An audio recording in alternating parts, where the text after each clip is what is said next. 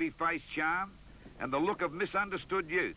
To the casual observer, that might well sum up David Rhys-Jones, the most talked-about footballer in the game. 23 times he's been summoned to VFL House on Monday nights to be a guest of the league tribunal. 14 times he's faced umpires' reports on charges ranging from striking with fists and forearms to kicking and unduly rough play. On 9 other occasions, he's been the victim. In fact, over the last 6 years, he's averaged a trip to the tribunal about every 6 weeks, which is the sort of statistic that would make the legendary Ironmen of the past look like pansies. He's driven opponents mad, supporters to drink, coaches to despair, and the could-have-been champions to song. What's your problem, Rhys-Jones? Why do you run around? Why do you wear a frown? During the week, I met David for a chat over a friendly game of golf at Royal Albert Park Public Course on the outskirts of the city, the game's toughest hyphen with one of golf's most dapper hackers. I think it helps you relax and helps you, just get everything off your mind. You just go out and have a hit of golf and, you hit a bad shot or you hit a good shot. It's an exhilarating feeling sometimes. Rhys-Jones is the player the crowd loves to hate. In 76 games with South Melbourne and later the Sydney Swans, he displayed remarkable maturity for one so young. At 24, he has now cemented himself in the strong Carlton lineup, played in a grand final, and being one of the most colourful footballers in the VFL. He may not be the type of player every mother would like to see in the company of small children, but he's the type of son every father would love to have. He's tough, sometimes too tough for his own good, but his other attributes far outweigh that. He is one of the most natural footballers I've ever seen. He's a graceful and athletic wingman, a good mark, and most of all, a thinker. He has the reputation for being a hothead, but few people realise the punishment that's dished out for him. Yeah, but I cop it sweet, and, when something is dished out or whatever, you just have to cop it sweet. I've been whacked around the head a few times, but you just got to cop those things. Could you make one prediction? When will your next visit be to the tribunal? Well, hopefully I won't be back there. What's it all about? Has time run out?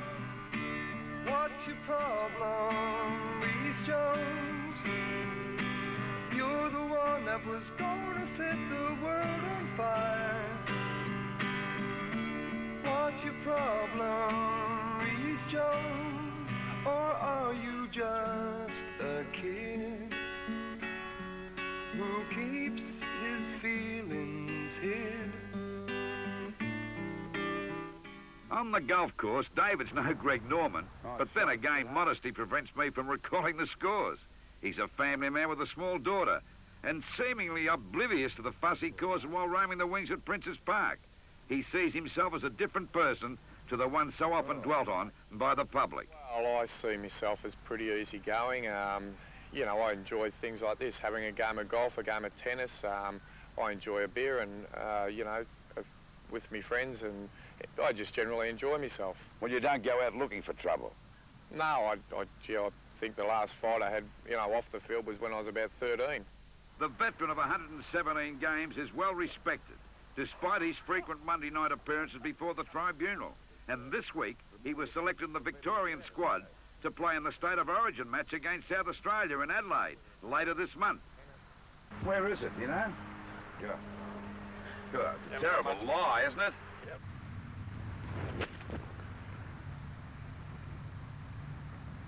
Don't know about the great white shark, the great white flathead or something.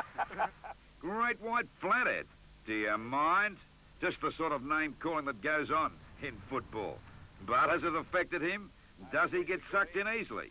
No, I wouldn't say so. I play the ball, and I think when I get involved in some sort of skirmish or a pushing incident, it normally builds from a small skirmish between 2 players to a skirmish involving about 20 players. During the week, you might find David in the office of Inside Football, the headline grabber of the VFL, making a few of his own. He's the advertising manager, and a pretty popular one too. He's copped the flack. He's been described as a victim of white line fever. I know one bloke who reckons he unscrews his head before every match and puts his brains in his locker after a hell round of golf. I wished I hadn't have said it. What's your problem, Rhys-Jones? You're the one that was gonna set the world on fire. What's your problem, Rhys-Jones? Why do you play around? Heavens above, I always thought blokes with hyphenated